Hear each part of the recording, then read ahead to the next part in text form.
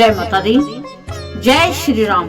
आज हम श्री रामचरितमानस के जो पाठ चल रहा है उसमें आज हम बाल कांड का पाठ करेंगे, जिसमें आज हम भगवान श्री राम की माँ सीता की भांवरों का वर्णन करेंगे और भगवान श्री राम की विशेष कृपा का आनंद प्राप्त करेंगे। तो चलो श्रवण करते हैं बड़ी अनुपम लीला वाला उनका पाठ। जय धुनि बंदी वेद धुन, मंगल गान निशान, सुन हर्षै बरषै विबुध, सुर तरु सुमन सुजान। जय ध्वनि, बंदी ध्वनि, वेद ध्वनि, मंगल गान और नगाड़ों की ध्वनि सुनकर चतुर देवगण हर्षित हो रहे हैं और कल्प वृक्ष के फूलों को बरसा रहे हैं। वर और कन्या सुंदर भांवरे दे रहे हैं।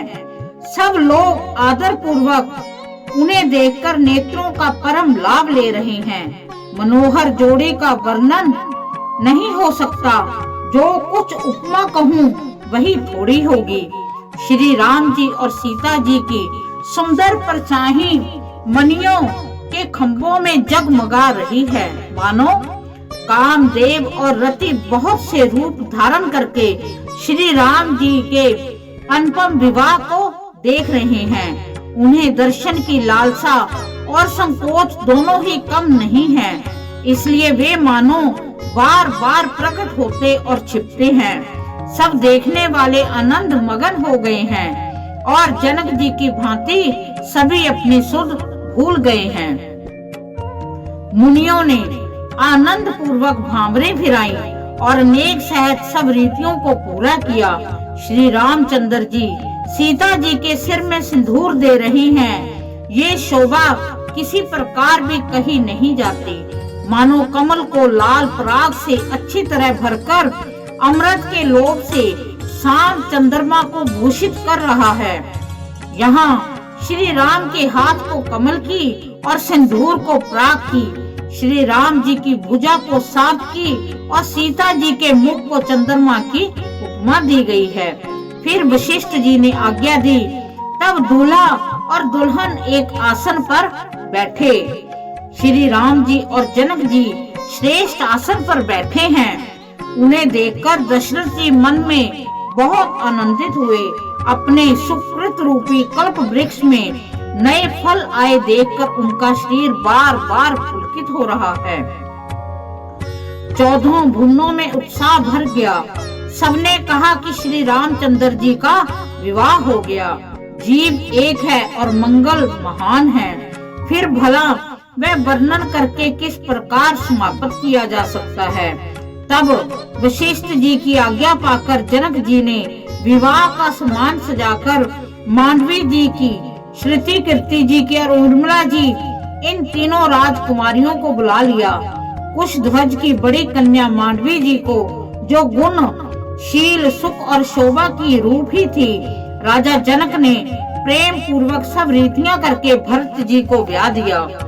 जनक जी की छोटी बहन उर्मिला जी को सब सुंदरियों में शिरोमणि जानकर इस कन्या को सब प्रकार से सम्मान करके लक्ष्मण जी को ब्याह दिया, और जिनका नाम श्रुति कीर्ति है और जो सुंदर नेत्रों वाली, सुंदर मुख वाली और गुणों की खान और रूप तथा शील में उजागर हैं, उनको राजा ने शत्रुघ्न से ब्याह दिया।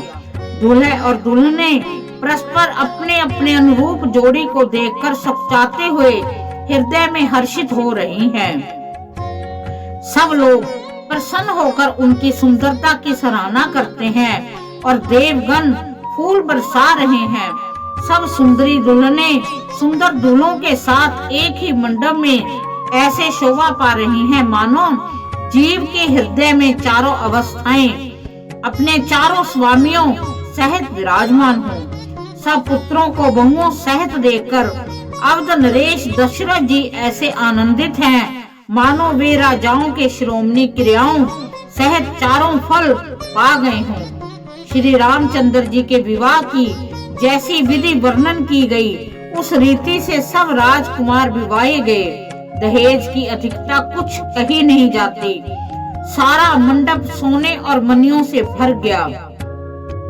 बहुत से कंबल, बस्तर और भांति भांति के विचित्र रेशमी कपड़े जो थोड़ी कीमत के न थे, तथा हाथी, रथ, घोड़े, दास दासियां और गहनों से सजी हुई कामधेनु, सरीखी गायें, अनेकों वस्तुएं हैं जिनकी गिनती कैसे की जाए, उनका वर्णन नहीं किया जा सकता। जिन्होंने देखा है वही जानते हैं। उन्हें देखकर लोकपाल भी सिहा गए। अब राज दशरथ जी ने सुख मानकर प्रसन्न चित्त से सब कुछ ग्रहण किया। उन्होंने वह दहेज का सामान याचकों को जो जिसे अच्छा लगा दे दिया। जो बचा रहा वह जनवासी में चला आया। तब जनक जी हाथ जोड़कर सारी बारात का सम्मान करते हुए कोमल वाणी से बोले, आदर, दान, विनय और बढ़ाई के द्वारा सारी बारात का सम्मान कर राजा जनक ने महान आनंद के साथ प्रेम पूर्वक लाड़ करके मुनियों के समूह की पूजा व वंदना की। सिर नवाकर देवताओं को मनाकर राजा हाथ जोड़कर सबसे कहने लगे कि हे देवता और साधु तो भाव ही चाहते हैं, वे प्रेम से ही प्रसन्न हो जाते हैं। उन पूर्ण काम महानुभावों को कोई कुछ देकर कैसे संतुष्ट कर सकता है? क्या एक अंजलि जल देने से कहीं समुद्र संतुष्ट हो सकता है? फिर जनक जी भाई सहित हाथ जोड़कर कौशलाधीश दशरथ जी से स्नेहशील और सुंदर प्रेम से सान कर मनोहर वचन बोले, हे राजन, आपके साथ संबंध हो जाने से अब हम सब प्रकार से बड़े हो गए हैं। इस राजपाट सहित हम दोनों को आप बिना दान के लिए हुए सेवक ही समझिएगा। इन लड़कियों को टहलनी मानकर नई नई दया करके पालन कीजिएगा। मैंने बड़ी ढिठाई की कि आपको यहाँ बुला भेजा, अपराध क्षमा कीजिएगा। फिर सूर्यकुल के भूषण दशरथ जी ने समझी जनक जी को संपूर्ण सम्मान का निधि कर दिया। इतना सम्मान दिया कि वह सम्मान के भंडार ही हो गए। उनकी परस्पर की विनय कहीं नहीं जाती। दोनों के हृदय में प्रेम से परिपूर्ण है। देवतागण फूल बरसा रहे हैं। राजा जनवासे को चले नगाड़े की ध्वनि, जय ध्वनि और वेद की ध्वनि हो रही है। आकाश और नगर दोनों में खूब कौतूहल हो रहा है, आनंद छा रहा है। तब मुनीश्वर आज्ञा पाकर सुंदरी सखियां मंगल गान करती हुई दुल्हनों सहित दूल्हों को लिवाकर कोहबर को चली। सीता जी बार बार श्री राम जी को देखती हैं और सकुचा जाती हैं, पर उनका मन नहीं सकुचाता।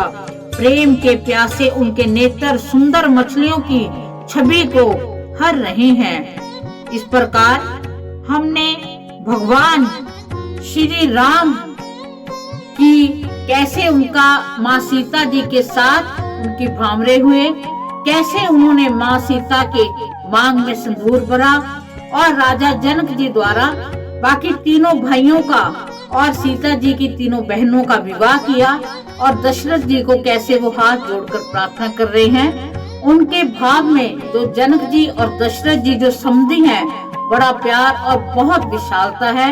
हमने सुंदर भाव को पढ़ा।